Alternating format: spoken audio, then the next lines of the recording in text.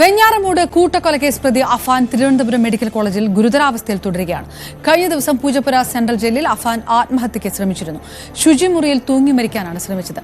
തലച്ചോറിലേക്കുള്ള രക്തയോട്ടത്തെ ഗുരുതരമായി ബാധിച്ച നിലയിലാണ് പ്രതി ആശുപത്രിയിൽ തുടരുന്നത്. സാരംഗ് ചേർന്നു. സാരംഗ്, മണിക്കൂറുകളായിട്ട് അതീവ ഗുരുതരാവസ്ഥയിലാണ് മണിക്കൂറുകളായിട്ട് അഫാൻ.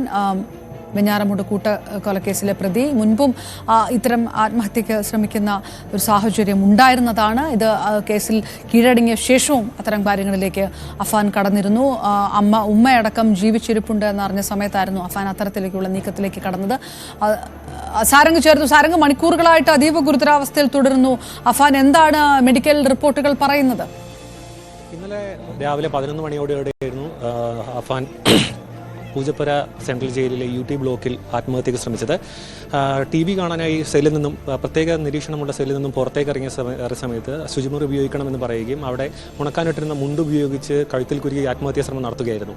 തുടർന്ന് വാർഡൻ ഉടനടി കാണുകയും തിരുവനന്തപുരം മെഡിക്കൽ കോളേജിലെ അത്യാഹിത വിഭാഗത്തിലേക്ക് പ്രവേശിപ്പിക്കുമായിരുന്നു. സ്ഥിതി ഗുരുതരമായതിനാൽ തന്നെ അപ്പം തന്നെ തീവ്രപരിചരണ വിഭാഗത്തിലേക്ക് മാറ്റുകയും വെന്റിലേറ്റർ സഹായത്തിലേക്ക് മാറ്റുകയായിരുന്നു. നിലവിൽ തലച്ചോറിലേക്കുള്ള രക്തപ്രവാഹത്തിലെ കുറവ് മൂലം വെന്റിലേറ്റർ സഹായത്തിൽ തന്നെ തുടരുകയാണ്.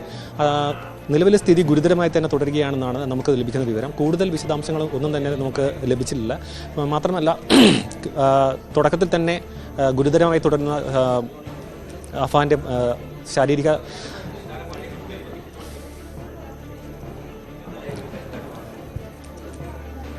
അഫാൻ ഗുരുതരാവസ്ഥയിൽ തുടരുന്നു എന്നുള്ള വിവരമാണ് സാരംഗ് നൽകുന്നത്.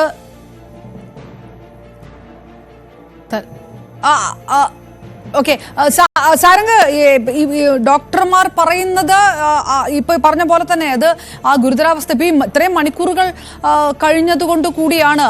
ഏതെങ്കിലും തരത്തിൽ അതിനൊരു പ്രതീക്ഷയുണ്ട് എന്ന തരത്തിലേക്കുള്ള റിപ്പോർട്ടുകൾ വരുന്നില്ല എന്നുകൂടിയാണോ?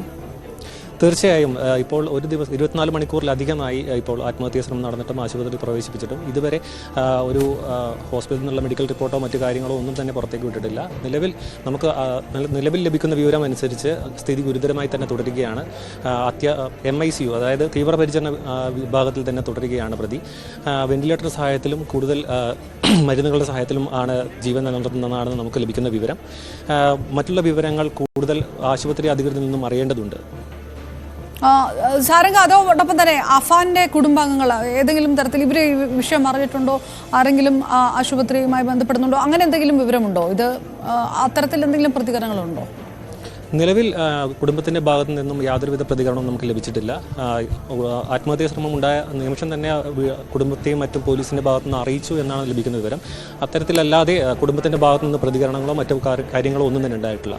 കൊലപാതകം നടന്ന സമയത്ത് തന്നെ കുടുംബത്തിൻ്റെ ഭാഗത്തു നിന്നും അഫാനെതിരെ പ്രതികൂലമായിട്ടായിരുന്നു പ്രതികരണം. ഉപ്പയടക്കം നാട്ടിലെത്തിയിട്ട് മകനെ കാണണ്ട എന്ന രീതിയിലൊക്കെ അന്ന് പ്രതികരണങ്ങൾ ഉണ്ടായിരുന്നു. അവനെ മകനല്ല, ഉമ്മ തീവ്രപരിചരണ വിഭാഗത്തിൽ നിന്നും ഡിസ്ചാർജ് ചെയ്ത ആശുപത്രിയിൽ ഡിസ്ചാർജ് ചെയ്ത് വീട്ടിലെത്തിയ സമയത്തും അങ്ങനെ ഒരു മകനില്ല എന്ന തരത്തിലൊക്കെ കൊലപാതകവുമായി ബന്ധപ്പെട്ട പ്രതികരണം ഉണ്ടായിരുന്നു. അതിനുശേഷം അഫാൻ ജയിൽ തുടരുകയും വിചാരണ തടവുകാരനായി പൂജപ്പുര സെൻട്രൽ ജയിലിൽ കഴിയുകയുമായിരുന്നു. അവിടെ വെച്ചാണ് ഈ രണ്ടാമത്തെ തവണയാണ് ആത്മഹത്യാ ശ്രമം നടക്കുന്നത്. ആദ്യത്തെ തവണ എലിവേഷൻ കഴിച്ചായിരുന്നു പോലീസിൽ കീഴടങ്ങിയത്. അപ്പോൾ തന്നെ എലിവേഷൻ കഴിച്ചിട്ടുണ്ട് എന്നറിയിച്ചപ്പോൾ അതേപോലെ തന്നെ തിരുവനന്തപുരം മെഡിക്കൽ കോളേജിൽ പ്രവേശിപ്പിക്കുകയും ദിവസങ്ങളോളം നീണ്ട ചികിത്സയ്ക്ക് ശേഷമായിരുന്നു പിന്നീട് പോലീസ് കസ്റ്റഡിയിൽ വാങ്ങുകയും മറ്റ് നടപടിക്രമങ്ങളിലേക്ക് കടന്നത്. അതിനുശേഷം രണ്ടാമതും വീണ്ടും അഫാൻ പറഞ്ഞിരുന്നു താൻ ജീവനെടുക്കും, ആത്മഹത്യ ചെയ്യുമെന്ന് പറഞ്ഞതിനെ തുടർന്ന് UT ബ്ലോക്ക്, പൂജപ്പുര സെൻട്രൽ ജയിലിലെ പ്രത്യേക നിരീക്ഷണ വിഭാഗമായ UT ബ്ലോക്കിലായിരുന്നു അഫാനെ പാർപ്പിച്ചിരുന്നത്. അവിടെ നിന്നും TV കാണാനായി ഇറക്കിയ സമയത്തായിരുന്നു തന്ത്രപരമായി അഫാൻ ഇത്തരത്തിലൊരു നീക്കം നടത്തിയത്. അത് ഉടൻ തന്നെ വാർഡൻ കണ്ടെത്തുകയും അങ്ങനെ ആശുപത്രിയിലേക്ക് എത്തിക്കുകയുമായിരുന്നു. നിലവിൽ കുടുംബവുമായി ബന്ധപ്പെട്ടിട്ടുള്ള പ്രതികരണങ്ങളോ മറ്റു കാര്യങ്ങളോ ഒന്നും തന്നെ കുടുംബവുമായി ബന്ധപ്പെട്ട് വന്നിട്ടില്ല. ഗുരുതരമായി തുടരുന്ന സ്ഥിതിഗതികൾ തന്നെയാണ് അഫാന്റെ നിലവിലെ അവസ്ഥ. സാരംഗ്, അതോടൊപ്പം തന്നെ നമുക്കൊരു പക്ഷേ അത്തരത്തിലുള്ള ആരോപണങ്ങളൊക്കെ വന്നിട്ടുണ്ടാവില്ല. പക്ഷേ നേരത്തെ തന്നെ ആത്മഹത്യാ പ്രവണതയുള്ള ഒരാൾ അത് ഒരിക്കൽ സംഭവിക്കുകയും ചെയ്തത്, അതുകൊണ്ട് തന്നെ ജയിൽ മുറിയിൽ വീണ്ടും ആത്മഹത്യക്ക് ശ്രമിക്കുന്ന ഒരു ഘട്ടത്തിലേക്ക് പോകുമ്പോൾ ഇതിലൊരു കൃത്യമായിട്ടുള്ളൊരു വീഴ്ചയുണ്ടായിട്ടുണ്ട്. പ്രതിയാണെങ്കിൽ പോലും അയാളുടെ ജീവന് കൃത്യമായ സുരക്ഷ കൊടുക്കേണ്ട ഉത്തരവാദിത്തം അധികൃതർക്കുണ്ടല്ലോ. ആ തരത്തിലുള്ള വിലയിരുത്തലുകളുണ്ടോ എവിടെന്നെങ്കിലും? നിലവിൽ വകുപ്പ് തല അന്വേഷണം പ്രഖ്യാപിച്ചു എന്നൊന്നും നമുക്ക് ലഭിക്കുന്നില്ല. വിവരങ്ങളൊന്നും ഇല്ലെങ്കിൽ പോലും നടപടിക്രമങ്ങളിലേക്ക് എന്ത് തന്നെയായാലും ജയിൽ പോലീസ് കടന്നിട്ടുണ്ട്. അഫാൻ തുടക്കത്തിൽ തന്നെ ആത്മഹത്യ ചെയ്യുമെന്ന് പറഞ്ഞതിൻ്റെ അടിസ്ഥാനത്തിലായിരുന്നു പ്രത്യേക നിരീക്ഷണമുള്ള UT ബ്ലോക്കിലേക്ക് അഫാനെ മാറ്റിയത്.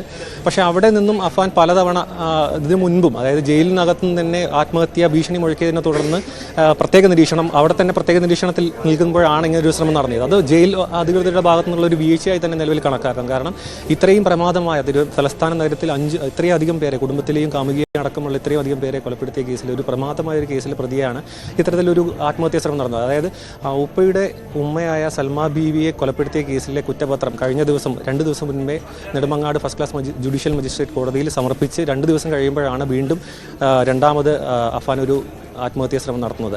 അതായത് ഒരു കൊലപാതകത്തിലെ നടപടിക്രമങ്ങൾ തുടങ്ങിയിട്ടേ ഉള്ളൂ, അന്വേഷണം പൂർത്തിയാക്കി കുറ്റപത്രം സമർപ്പിച്ചിട്ടേ ഉള്ളൂ. ഇനിയും മറ്റു കൊലപാതകങ്ങളുണ്ട്, അതിന് പിന്നിലുള്ള മോട്ടീവും കാര്യങ്ങളൊക്കെ പുറത്തേക്ക് വരാനുണ്ട്.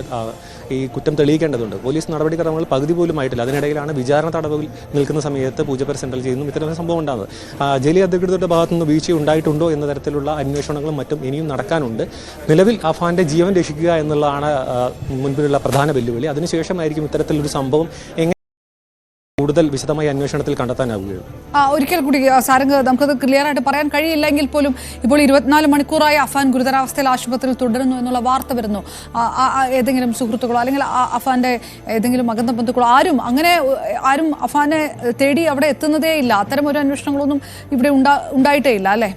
ഇല്ല, ഒരിക്കലുമില്ല. നമ്മൾ ഇന്നലെ തിരുവനന്തപുരം മെഡിക്കൽ കോളേജിൽ നിന്ന് അവിടെ നിന്ന് റിപ്പോർട്ട് ചെയ്യുന്ന സമയത്ത് പോലും അത്തരത്തിലുള്ള അന്വേഷണങ്ങളോ കാര്യങ്ങളോ ഒന്നും തന്നെ ആശുപത്രിയിൽ അന്വേഷിച്ച് വരികയോ നിലവിലെ ആരോഗ്യനില എങ്ങനെയുണ്ടെന്ന് അറിയാനും വേണ്ടിയിട്ട് സുഹൃത്തുക്കൾ പോലും, സുഹൃത്തുക്കളോ ആരും തന്നെ ആശുപത്രിയിൽ എത്തിയിട്ടില്ല എന്നാണ് ആശുപത്രി അധികൃതരും മറ്റും നമുക്ക് തരുന്ന വിവരം. കാരണം അതിക്രൂരമായ കൊലപാതകം, കുടുംബാംഗങ്ങൾ, ചെറിയ അനുജൻ ഉൾപ്പെടെ കാമുകിയും ഉമ്മയെ കൊല്ലാനടക്കം ശ്രമിച്ച ഒരു പ്രതിയെ അന്വേഷിച്ച് കുടുംബാംഗങ്ങളും സുഹൃത്തുക്കളും എത്താത്തത് സ്വാഭാവികമായിട്ട് മാത്രമാണ് പോലീസുകാരും അതേപോലെ ആശുപത്രി അധികൃതരും കാണുന്നത്. കാരണം രണ്ടാമത്തെ തവണയാണ് അഫാൻ ഇങ്ങനെ ഒരു ശ്രമം നടത്തുന്നത്. അപ്പോൾ തന്നെ കുടുംബാംഗങ്ങളുടെ ഭാഗത്തുനിന്നും സുഹൃത്തുക്കളുടെ ഭാഗത്തുനിന്നും ഒരു പ്രതികരണമോ അല്ലെങ്കിൽ ഒരു അന്വേഷണമോ കാര്യങ്ങളോ നിലവിൽ ഒന്നും തന്നെ ഉണ്ടായിട്ടില്ല.